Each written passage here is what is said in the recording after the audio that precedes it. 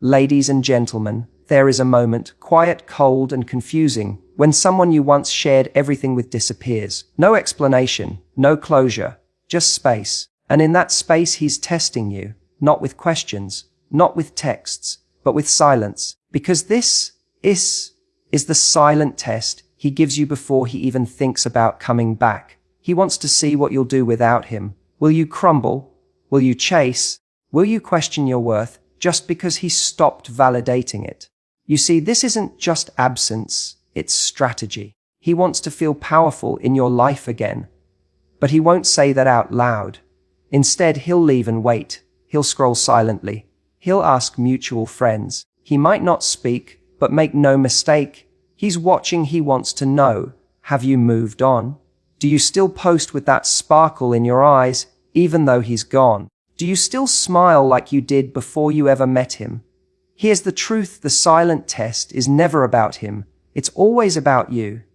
He's not testing your love. He's testing your self-love. He wants to see how far you'll go to make him feel missed without ever lifting a finger to deserve it. And here's the trap most fall into. You think if you just explain, if you just show him how much you still care, if you just remind him of the connection, he'll come back. The strength in silence is often misunderstood.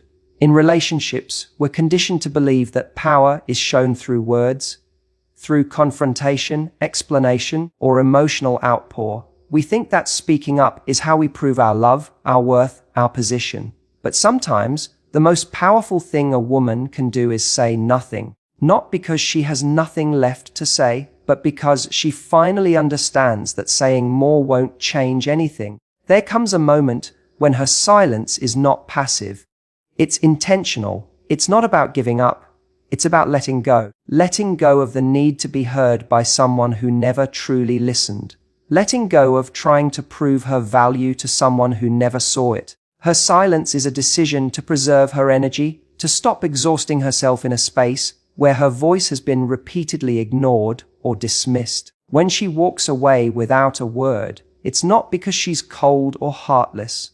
It's because she's tired of repeating herself, tired of asking for what should have been freely given: respect, consistency, honesty. Her silence is full of emotion. It's layered with everything she endured, everything she overlooked, everything she forgave. And when she leaves quietly, that silence speaks volumes. It says, I loved you enough to stay, but now I love me enough to go. Silence carries a weight that words sometimes fail to hold, because silence doesn't beg. It doesn't chase. It doesn't perform. It simply says, I've seen enough. That quiet departure often impacts more than 1,000 angry words ever could. It's not about winning. It's not about revenge. It's about dignity. Hers. It's about no longer fighting battles that drain her spirit. It's about choosing herself without needing anyone's permission. The person she walks away from might not understand right away. They might even think she'll come back, the way she always did.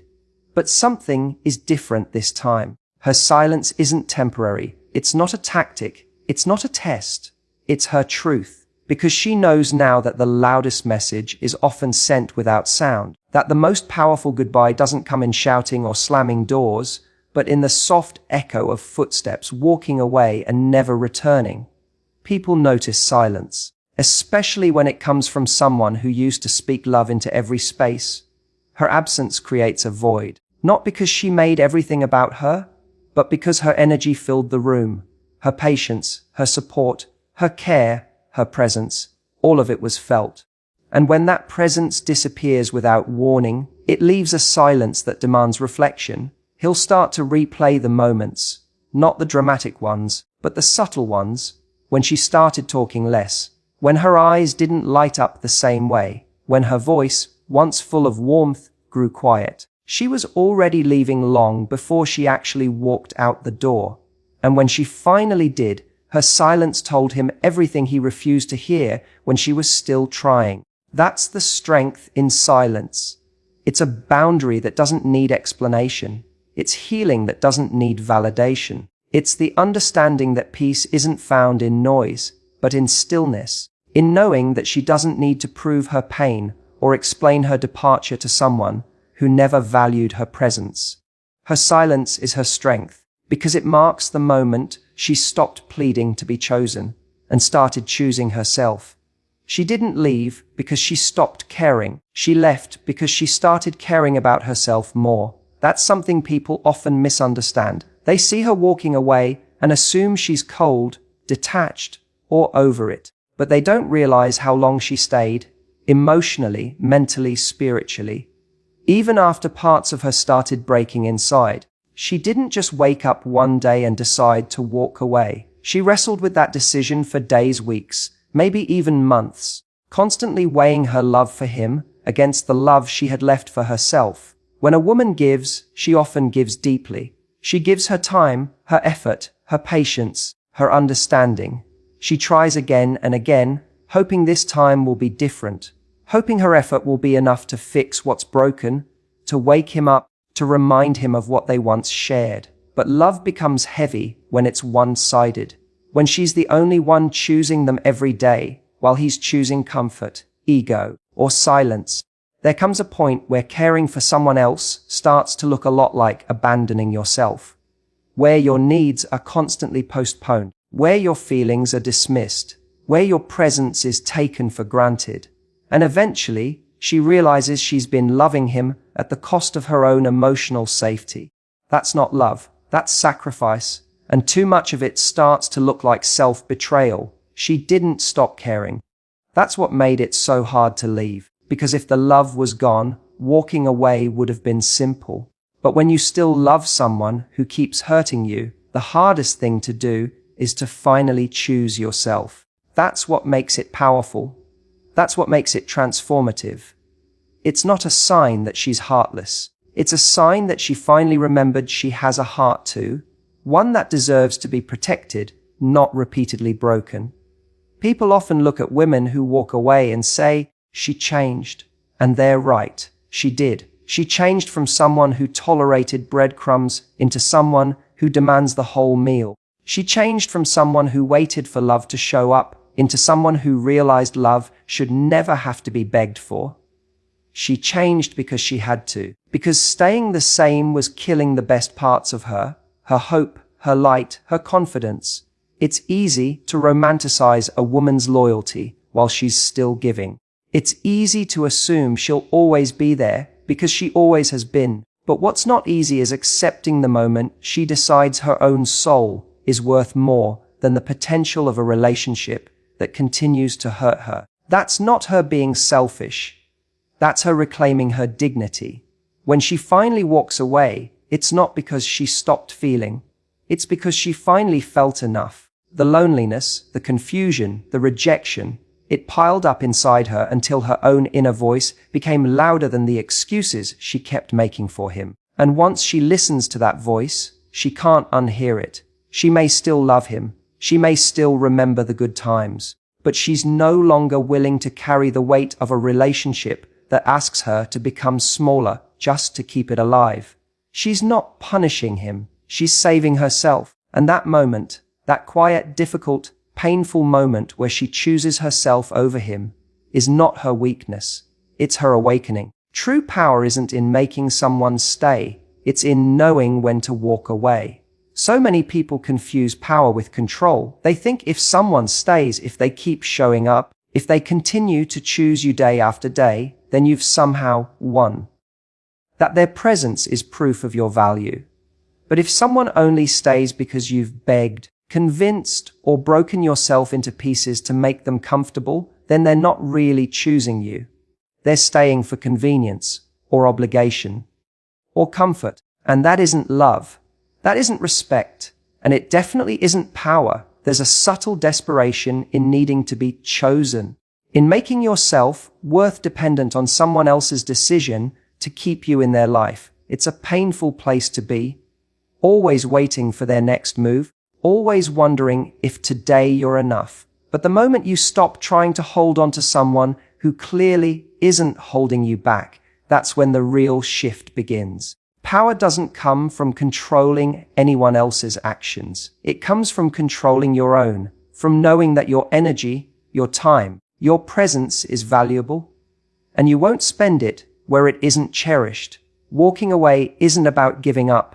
It's about choosing yourself. It's about recognizing that someone else's inability to show up for you is not something you can fix. And it's not something you should tolerate. It takes strength to keep giving, to keep loving, but it takes even more strength to know when to stop, to know when your giving has turned into sacrificing your self-respect, to know when your love is no longer being returned and your patience is only prolonging your pain. It takes courage to say, I love you, but I can't keep hurting myself to keep this going. That's not weakness. That's self-respect. That's power. When someone isn't ready, when they aren't reciprocating, when they keep you at arm's length, it's easy to internalize that and think you just need to try harder. That maybe if you love better, stay longer, be more understanding, they'll finally wake up and choose you. But that only works in stories.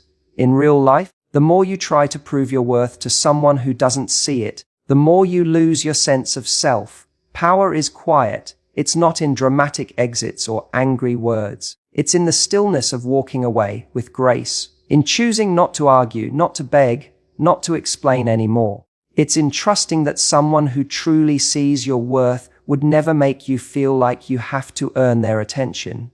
And sometimes, the person you need to prove yourself to is you.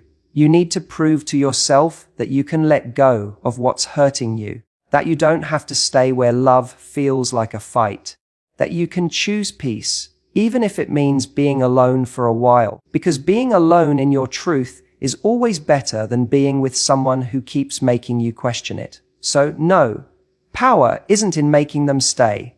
That's not love, and that's not strength. The real power is in knowing your value, even when someone else doesn't. It's in the choice to protect your heart, not just offer it endlessly. It's in having the strength to close the door, even when every part of you wishes they'd run through it. That is where your true power lies. Walking away isn't weakness.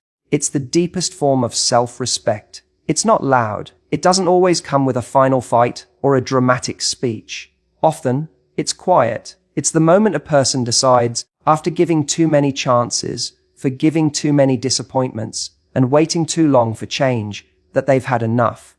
And that decision, that internal shift, isn't rooted in anger or revenge. It's rooted in self-worth. People often mistake staying for strength. They say, she stayed through the worst, as if enduring pain is the same as being loyal. But real strength isn't found in how much suffering you can endure for someone else's comfort. It's found in the moment you decide you're no longer going to abandon yourself for someone who keeps proving they don't know how to value you. When someone walks away, it doesn't mean they didn't care. It means they cared deeply, just not at the cost of their own identity anymore. They're not giving up, they're waking up. They're seeing that staying has started to cost them more than it's worth their peace, their confidence, their joy, their future. And so they stop trying to fix what's already shown it doesn't want to be repaired. There's something incredibly brave about realizing you don't need to keep proving your worth to someone who should have seen it from the beginning. It's brave to stand in the mirror and say, this isn't love, not the kind I deserve. It's brave to say, I'm done, when your heart still wants to hold on, because it means you're choosing truth over fantasy. It means you're choosing your future over your fear.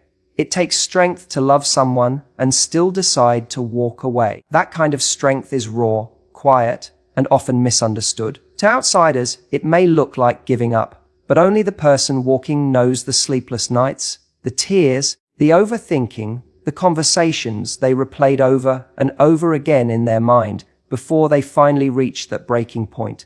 No one else hears the voice inside whispering, you deserve better, until one day that whisper becomes a roar, and so they walk, not because they want to, but because they finally have to, because staying has started to feel like slowly drowning in something they once called love, and they realize that walking away is the only way to breathe again. They don't leave to hurt the other person, they leave to save themselves. And that is not weakness. That's reclaiming power. That's saying, I refuse to be the only one fighting for us. It's setting a boundary, not out of bitterness, but out of clarity. Because once you've given everything you have, and it's still not enough, you begin to understand that the problem isn't your effort. It's what you're fighting to keep alive. Walking away isn't about closing your heart. It's about finally protecting it. It's about realizing that love should never require you to forget who you are or accept less than you give. And when someone chooses that kind of self-respect, even through the tears and heartbreak, they're not walking away from love. They're walking back to themselves. He never expected her to leave because she always showed up. Through every misunderstanding, every cold silence, every broken promise, she stayed. She stayed when she should have walked away. She stayed when her heart was breaking. She stayed because she believed in who he could be, not necessarily who he was showing up as. That kind of loyalty, that kind of emotional investment is rare, and he grew used to it. He started to believe it would always be there, no matter what he gave in return. He mistook her consistency for dependence. He believed that her love meant she would tolerate anything. So he stopped showing up fully. He stopped choosing her with intention. He gave less, thinking she would always fill in the gaps. And every time she forgave him, every time she explained instead of walking away, every time she reached out first, she unknowingly taught him that she'd never be the one to go. But even the most loyal hearts have limits. Even the woman who pours love into someone without hesitation will one day look around and feel completely empty. And when that day came, it didn't come with yelling or drama. It came with silence, with stillness, with an absence that felt louder than any goodbye. He didn't see it coming. Not because she didn't give signs. She did. But because he had